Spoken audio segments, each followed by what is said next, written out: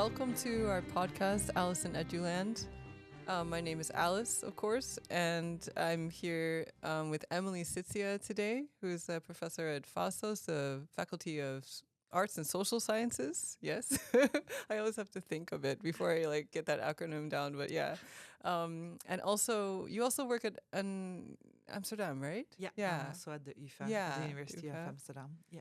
Yeah, and we're here to explore today the topic of creativity in education, which is a really exciting topic. And I'm really curious to hear what Emilie has to say about it today and to share that with all of you. So, first, I think it would be nice to begin for our listeners with just, who are you, Emilie, and what is your connection to creativity in education? Oh my God, who am I? Big existential questions right away. So my name is Emilie. Originally, I'm from France. I grew up in France, but then I did most of my studies in Germany, in Finland, and then I had my first post in Finland and then in New Zealand. And then I came to the Netherlands in 2012, so quite a while ago now. And so I've taught in very different contexts with very different values being carried through by the different universities. But creativity was something that has been valued everywhere I've worked before. So I think it's really a big part of what I do. I enjoy having fun in the classroom, and I think that that's also part of the ongoing jobs. I mean, I've never left the university. I'm one of those that's, did a PhD and then got a job right away at university. And so now I've been at university for 21 years. And I still have another 20 years to go before retirement. So I need to make fun for myself. I think that's one of the keys. But yeah, I think that's enough, maybe. Or do you want to know that's about a great what I'm start. doing? I don't know. Yeah, we'll ask you about that in a minute. Okay, Yeah, cool. this is a great start. So you've been working in many different educational settings, and you mentioned that creativity and fun have always been part of that. Can you tell us more? In what ways? So it was really interesting for me when we started thinking about creativity in teaching, because I was thinking that I come from a system, so the French system is very uncreative and unfun. There's very much this kind of frontal relationship with the teachers, and very, the outputs are very normalized, and there's really the kind of behavior you have in a classroom are very normalized. The classroom themselves are very normalized, so there's not much room for any outside of the box kind of teaching. When I arrived in Finland and I started teaching there, it was quite different right away. So, for example, one of the first courses I was given at the time was to teach phonetics, and it's people with headphones repeating le, r, for hours. And so we did a week of that. And then I went to my head of department and said, can we do theater instead? I mean, they learn the same thing. We'll just have a play at the end of it, And so that's what we did. We had, so those students just started, I don't know if you know Ionesco, Rhinoceros. It's an absurd play. So we thought also this way we take away the burden of, the meaning, and we can really focus on the words and the delivery of the words. And it ended up being a massive production. And we ended up giving the show in a room with 300 people, none of whom spoke French, and with costumes and sound effects, and so that got out of hand. But that's often what happens when you're creative with teaching. You kind of start going maybe we could do it differently, and then it becomes something completely different. But in terms of the learning goals, all those students had perfect pronunciation at the end of the course, so it worked in terms of the output, but the process of it was really something that also brought the students together and was a very different approach. Mm-hmm. And I've completely lost where I was going with this. It's okay, because I have a follow-up question. Good. Would you say that these kinds of ideas of okay, how do I make this more fun for me, and fun for the students and engaging, is it something that it comes naturally to you, or would you say that's something that you learned somewhere, or? Yeah. I'm easily bored. But I think it's a good thing for a teacher, because I probably have the lowest attention threshold in the classroom. So out of all the students, I'm probably the one that will be bored first, which means that when I need to change activity or when I need to do something differently or when I need to take a break, I'm ahead of the students. They could sit there another 20 minutes. But I think it's, in a way, it's a real advantage because you are really, you're never pushing them into boredom, into this kind of static kind of uh, positioning. One of my students this year just told me yesterday that it's a little bit tiring to be in the class with me because we do stuff all the time, and she feels she has to be active all the time. And I was just like, well, that's the plan. So but it was really interesting to see her react to that as a kind of like, oh, wait. Oh, yeah, but because what do you say to people who, colleagues or so on, who who feel like the word creativity, even innovation are just like big words. Like, how do I do that? Where do I start? Like, why do I even have to do that? Like, well, I think for me, creativity or innovation, it's something that needs to come from the teachers themselves. I mean, doing the same course over and over and over again, the same way every year, is not a it's not an environment in which you can flourish as an individual. So I think for the sanity of the teacher, it's important to engage with that. But I think there is a lot of fear from that. yeah. As soon as you do something differently, that means that you have to let go of some control. And I think a lot of teachers are hesitant to let go of some control because, will the student learn what they need to learn? Well, if they learn anything at all, I think we win. So I think there's something here to become more flexible about and to trust the students that, even if it's not what you wanted that they're learning something. That's why they're here. So and it might be more important what they're learning than what you intended for them to learn. So do you experience that like hesitation or fear as well? Maybe not being certain what will happen if you try something new, or have you at some point found that to be a challenge, and how did you deal with it then? Absolutely. When we started doing the census-based learning experiments, so that's for a little bit of background, the census-based learning is a project that we've been developing within the communist leadership program. And the idea was to reintegrate the sensory skills into tertiary education. So because our starting point was to say, okay, we're, as researchers, we actually use our bodies as a measuring tool to collect sensory data. So we're actually expert observers as researchers. Yet we don't teach that to our students, how to use their sensory skills in their own research and in their own education. But when we started, we had no idea what we were doing. So we didn't know what kind of activity would lead to what kind of learning. We didn't know what impact what we were doing was going to have. So the first, before even the project started, I had an honors course with students where I told them, like, okay, we're going to do stuff together. I don't know if it works. In the literature, it works, but I don't know if it works. So we'll just, walk around Maastricht and I'll have you smell stuff and eat stuff and throw dates at you, and we'll see if you remember those dates in 3 weeks. And the students were really game for it. They really were enthusiastic about, being part of, thinking about their learning, thinking about their education. And as a teacher, it was terrifying because, it's not very often that you come and tell students, like, I don't know what you're going to be learning, but let's go. You're going to be learning something. But at the same time, it was so satisfying to, after each session, we would sit at a cafe and we would go like, okay, so what did you learn today? And so we would do the process completely the other way around than what we're used to doing. And they would tell us what they have learned. And that's how we started the project. And so then we kind of moved forward gradually and built kind of strategies and kind of learning goals that were adapted to the project. But we started really blind. So that was really, for me, a really interesting process. I'm not used to that. I quite like still to know more or less what I'm doing. So. I can imagine a lot of people like to feel they know what they're doing, but I also really appreciate what you just shared. I think that's the kind of thing that, like, even, I wish all teachers could have that kind of experience, because I think it would break down a lot of the anxieties that teachers feel, and the bleak elephant in the room of, do my students like this? Are they learning something? What are they learning anyway? and what is the relevance of my education, right? Yeah. Yeah. Yeah, but I think that's what we found also within that project, is that a lot of what the students were learning were sensory skills that then they transferred into their daily life. And so, for example, we did a whole kind of exercise on bodies and balance.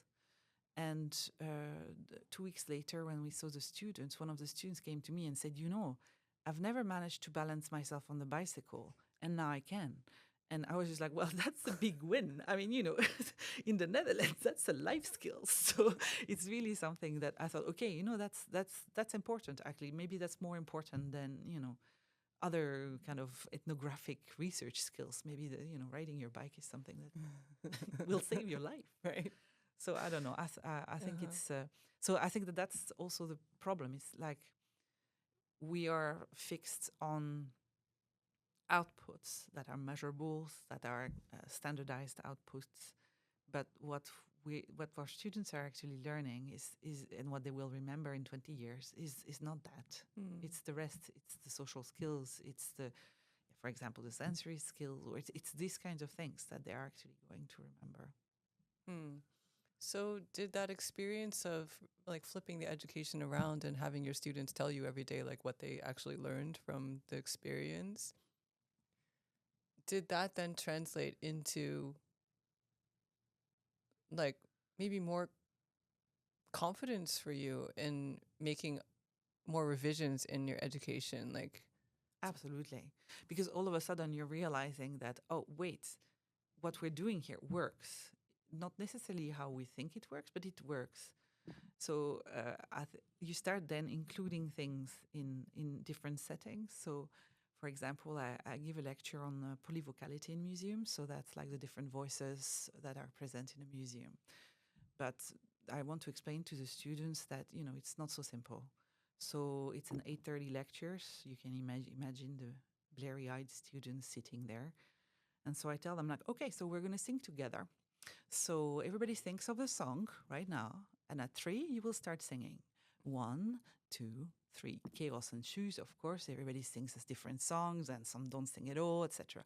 But that we use that then as the starting point to discuss, okay, for example, abuse of authority, because here I am at 8:30 asking them to think and to give their voice, even whether they want it or not. We discussed the problem of kind of polyvocality and organizing, prioritizing different voices, etc. So all kinds of issues that are connected to it, that are kind of theoretical issues that are linked to the polyvocality in museums, we bring back to this singing together event. And I can tell you the students really remember that. Like when you talk to them later on, and you talk to them about polyvocality in the museum, they can track back all the different issues that are connected to it, because they can track it back to that experience of chaotic 8:30 singing together. So I think it's a lot about the long-term impact also that you have on the students, and letting go of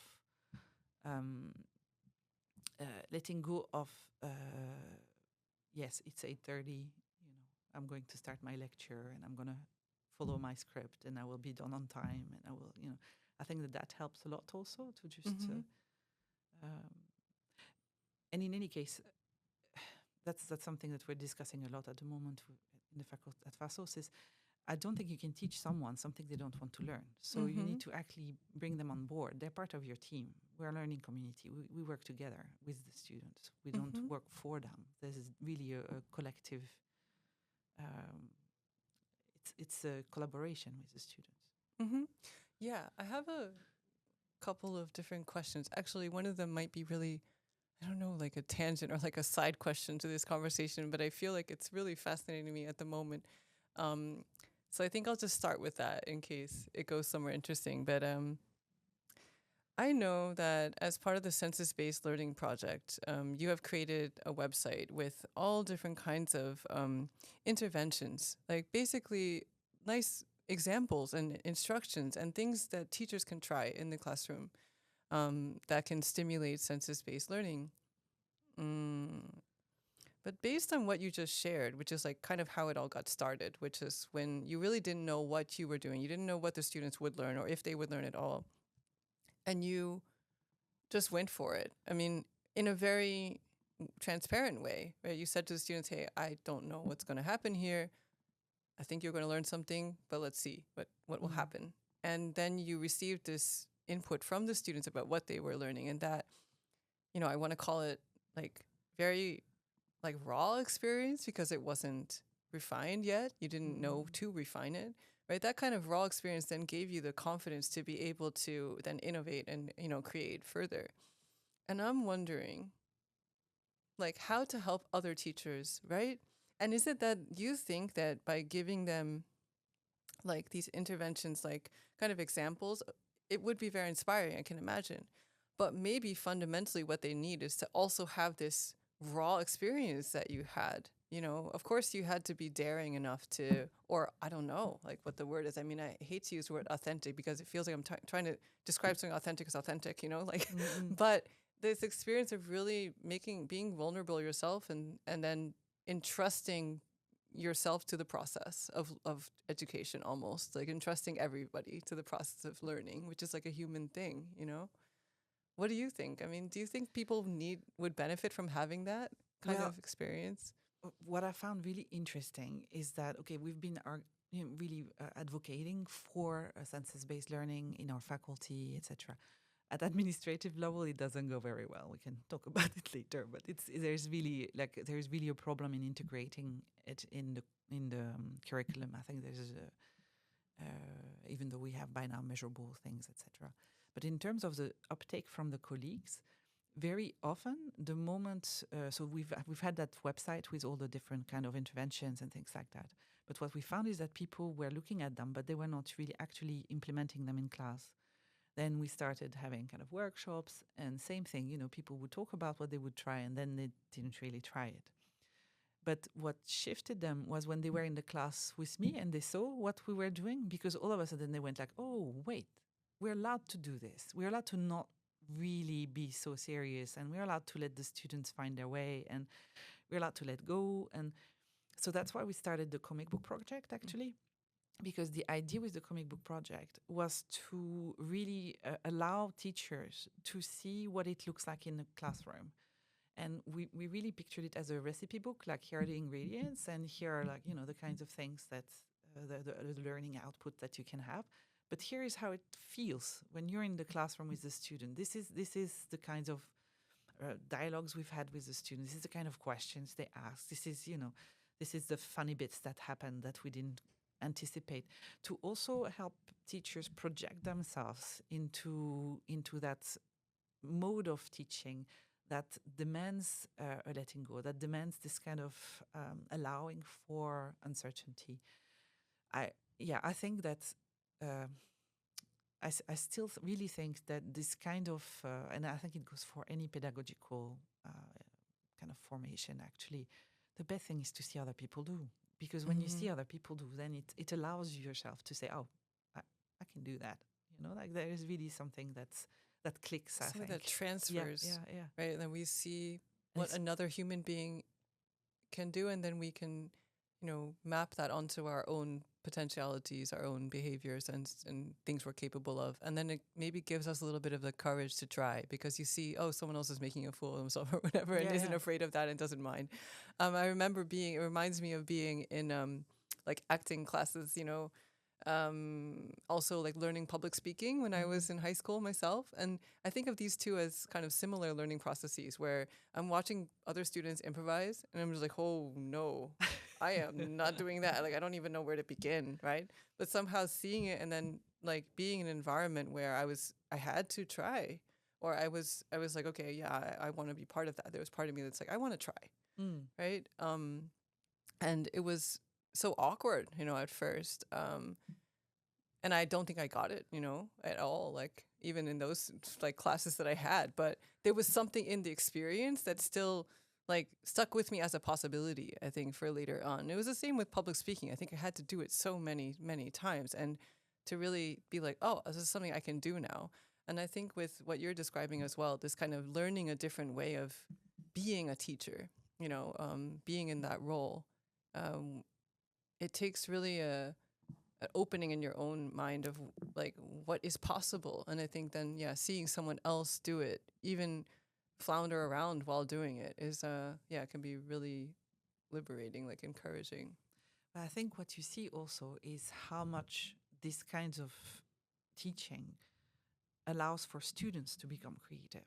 And I think when you start seeing that as a teacher, and for me, that's also why I keep doing it, because, every time I'm surprised about, oh, that's another way of understanding what I've just told you. Okay, that works. But, there's this kind of ongoing, you really realize that you're cultivating creativity also in your students. And it's an essential skill. It's really something important. So I can tell you, like just yesterday in the senses, sharpening your senses course, we were discussing with medical students art materials, and we were using art materials so that they could sharpen their sense of observation and their vocabulary, etc. And one of the exercises to do a self-portrait blindfolded with clay for people that are not artistic at all. So you have to first kind of kill the stuff that we're not doing art. We're just, we're playing here. We're not doing art. Just, connect with the material, etc. And some of those students actually did some amazing work. I can show you photos later if you like. I would love to see. There's really and you really see them allowing themselves to engage with the task in a different way than they would otherwise. And it was really interesting because we were discussing with one of the medical students afterward, and he was saying like, well, actually, I'm going to start doing that every week because I think it's important that I keep being in contact with materials and also understanding, how it shapes my thinking. And you could see he had fun throughout the session. And then they started talking with other medical students, thinking like, oh, maybe we could make a whole body out of, Play-Doh or something, we could. And so they started seeing themselves what potential the use of the material had for themselves, for their studies, for their learning. And for me, that's a big win. That's the moment where you think, okay, it's great to be creative in teaching, but what's really amazing is when the students themselves pick it up and allow themselves to be creative. And then you're really teaching someone who's not exposed to this kind of teaching, to this kind of creative culture, to become a creative individual that can transfer that to their own field of expertise. And for me, that's really where we can really have an impact on our students. I love what you said, that you first broke down the barriers. So you said, we're not making art here, we're playing. I think that's so key. In fact, we could almost say to teachers, just think to yourself, you're not doing education here, you're just playing, right? Yeah, I think that's that exactly would, what you don't have to make some fantastic education. Like, just have fun and be open to discovering something with your students and letting them also help you, in discovering together. I think even that, though, is some people would find that very challenging, though, I think, as teachers, to think that they're it's sort of challenging to the sense of identity in a way, isn't it? And but as I told you earlier, like I started teaching, I was the same age of my students, so for me we're still in the same team. So I see no difference. I think actually the position that teachers put themselves in to kind of gain some authority, you can gain the exact same authority by actually, being on the same level as your student. And that's one of the things that I established really quickly with my students, is that we're all in charge of their learning here. So I can tell them what I think will work for them, but they have to find what works for them. And, they're the learners. They're in charge of their learning. So, and here to help. But if they don't want to learn, I'm not going to force them. So there's really this almost this contract that we established right from the start, that, okay, I'm going to learn a lot through their learning, and they're going to learn a lot through what we're doing together as a group. But we're a community of learners. That's what we're kind of thriving to be. We're not, the hierarchy for me doesn't exist from the start. But again, it's also very much linked to the personal history, as I said, But do you do that explicitly, like in a tutorial, or you start the course saying, like, this is how? Yeah. I always start the course by telling them that, they're going to learn as much from the person sitting next to them as they're going to learn from me, and we're a community of learner, and then that's how we are. That's how we're setting up the courses, because I think it's really important also for students to feel empowered, and also to be able to tell you, well, actually, what you're doing is not working for me. So we need to find another way of making that work for me, so that we can actually have a free dialogue between this. Because if you arrive and you say like, oh, this is the only way that you're going to learn this, then I think you're already disempowering the learner there. You're already telling them like, okay, if it's not that way, then you're not going to learn. So, yeah. I'm still thinking about, so yesterday, I was having a conversation with someone in the law faculty, and this person was telling about how there are many people who teach in the law faculty who really just don't see why things have to change. I wonder, because I know you also have census-based learning sort of representative, or like there's someone in the law faculty. We do. I'm curious, like, to hear more about like how it's been going in that. Like, it's been incredible actually, because we have ambassadors, we call them, in all of the faculties, and every single faculty has managed to set up courses or interventions in courses, etc. There hasn't been a single faculty that doesn't manage, including law.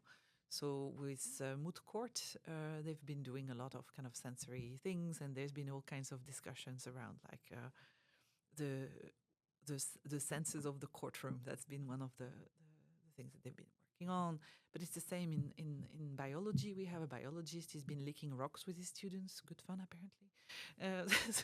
So there's all kinds of kind of ways in which it has transferred. The same thing with SBE. I thought, so the Faculty of Business and Economics, I thought that would be a difficult one, but not at all. They actually have managed to get entire courses going. So I think there's really a universality to our sensory engagement with our research. Actually, it sounds a little bit like it's kind of an infectious. Like I could imagine that you see someone like you having so much fun, and then you're like, hey, wait, I want to have that fun too, or I want to have fun, more fun in my work. And I think as scientists, researchers, academics, I think we all are curious in some way, right? We're curious to learn. So probably it connects to that, I would imagine, the sort of spark of like, hey, I can learn something here. I'm also thinking, because, like, just a side note, like I come from an art background as well, and I also have experience in all different kinds of settings, from alternative health to English language teaching and whatnot.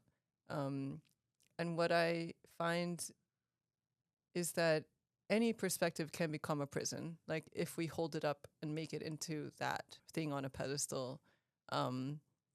So yeah, I really like what you said about taking down the barriers, because I think that could be applying to anyone. I think no matter what your field of expertise is, taking down the barriers for yourself from time to time can be really like liberating. And it makes, always when I do it myself, it makes me feel more alive, like more connected. Like things are, I can't just do what I thought I should do. And I think what brings that out for me are often challenges that I don't know what to do with. And I think you've also expressed that. And I think that is something more people are dealing with nowadays, with the changing behaviors of students, the interests, the needs, the knowledge of students, and also with technology. And I'm curious to hear, because I think a lot of people somehow still link technology with innovation, with creativity. And I'm wondering what your thoughts are on that. I think technology is a tool, and of course it can be used for innovation, but it can also be very boring. I mean, we've all opened an Excel spreadsheet. We know that technology is not necessarily fun. On the other hand, I think that there's a lot of potential in technology and teaching that we're not fully using at the moment. For example, with some of my students, we're doing analysis of exhibition space in VR. So we're looking at VR museums and analyzing them in the exact same way as we're analyzing kind of actual museum exhibitions. So for the students, super interesting to see how audiences are treated in different ways, even though it's very similar contents and things like that. But so the technology is not a hindrance or an accelerator, I think, of innovation and creativity. it's just another tool that you have in your toolbox that you can go and use. I think it's not it's not an end in itself, right? And what do you think about these, generative AI that people say it will take the place of a lot of human, even creativity? Oh, that's a tricky question. Um, no, I'm a bit. I think it depends how it develops. I think it depends what we do with it. And what I'm very afraid of, actually, with the generative AI is what it's doing to the trust that we have in our students and that the students have in us. I've been discussing with one of the students that is now compulsively checking to see if he's a robot in terms of text production. He tests his own text to see if it detects AI, because he's been accused of using AI for one of his essays, but he didn't do it. But now he wants to avoid that happening again. So I mean, the poor guy is like saving all of his essays on Google Docs so that he can actually trace the history of his own writing so that he can defend himself if he's accused again. So that's really bad. That's us not trusting our students, and that's our students becoming really afraid of a system that's a punitive system. So I think that's really what we don't want from AI. That's really the antithesis of creativity and education, any kind. And that guy, I can tell you, will never write a creative essay ever again. He's just scared, right? Whereas I think it can be used as an opportunity for play. It can be used as an opportunity for exploration. But it needs to be understood by the teachers and by the students in a different way than it is right now. Right now, it's seen as the technology driving the teaching, when actually, just like any other technology, it needs to become the technology serving a purpose that we want it to serve. And so I think we're still at this awkward moment, I grew up in the 90s, so there was always this teacher telling you, well, you won't have a calculator in your pocket all the time. Well, actually, guess what? Now I do. So it's a bit the same thing now, like that there is this kind of like, well, you won't have AI always with you. Well, I wouldn't bet so. So I think we have to be really careful about what how we can direct the way in which the technology evolves. And at the moment, I don't think we are actually directing. We are letting someone else direct how it evolves. And I think that's where the danger comes from. But I think in terms of creativity, it has exactly the same potential as other technologies, as long as we use it for that. If we decide not to use it for that and use it for punitive kind of environments, then that's what it does.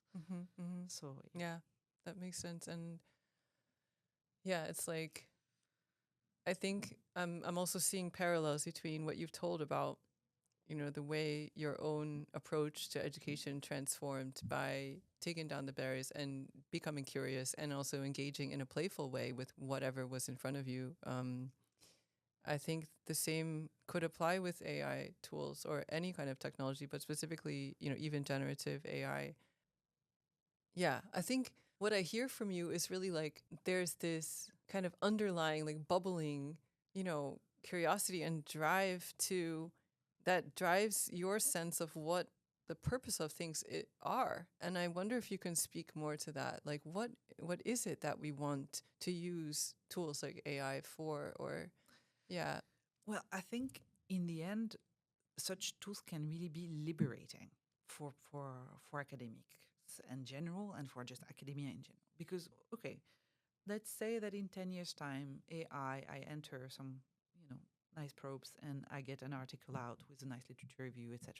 That means that's not my job anymore. That means my job is now to do podcasts, or my job is now to create a play about what I'm researching at the moment. My job is now to make an exhibition, or my job is now to, I don't know, create something in another way of communicating my research. That means all of a sudden artistic research is becoming core to what I'm doing. I'm quite happy about that then, So you think that's the problem, is that we see what we lose, but we actually have a really hard time projecting ourselves in what we could be doing. It was really interesting. We had a meeting a few weeks ago. We're discussing Gen AI and thesis. So my suggestion was, yeah, okay, let's ditch the thesis and let's authorize, creative outputs instead. Like let students do, I don't know, video video outputs or artistic installation. We will arrive to the same level of reflection. We'll arrive to the same level of debate and the same engagement with the literature. It will just take a different form. My colleagues were not enthusiastic about it at all. They all say like, yeah, no, okay. And we moved on to the next topic. But I actually think that's the real question.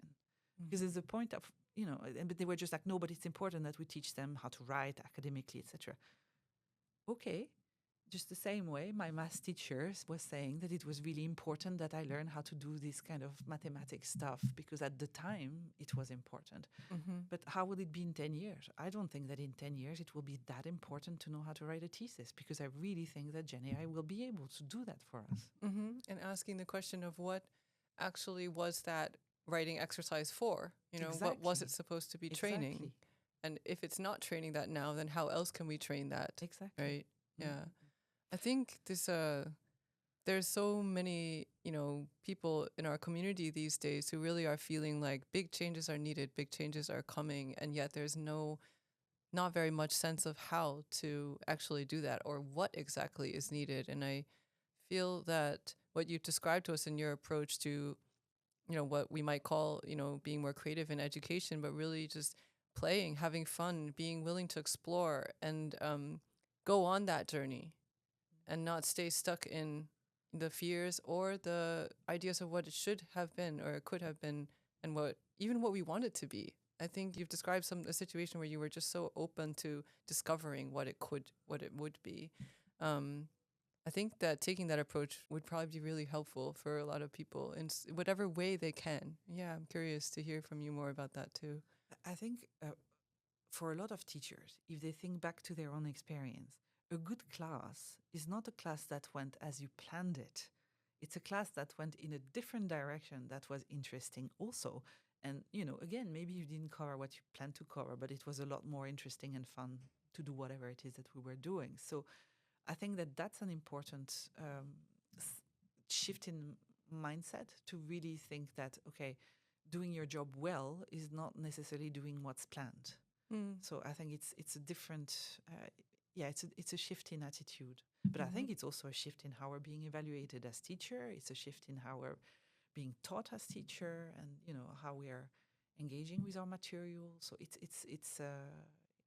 really a cultural adaptation that needs to happen there. Thank you. Is there anything else you'd like to share about the topic that we haven't touched on yet before we... Okay. Thank you so much. It was really a pleasure to listen to you, talk to you. And yeah, I imagine our listeners also have been very inspired by what they've heard and also would love to sit and listen to you even more. So yeah, thank you so much. That concludes another episode of Alice in Eduland, a podcast created by EDLAB, the Maastricht University Center for Teaching and Learning. The music is an original composition by our colleague Oscar van den Wijngaard. We'd love to hear your thoughts in the comments, and feel free to suggest topics for future episodes. We look forward to welcoming you soon in another episode of Alice in Eduland.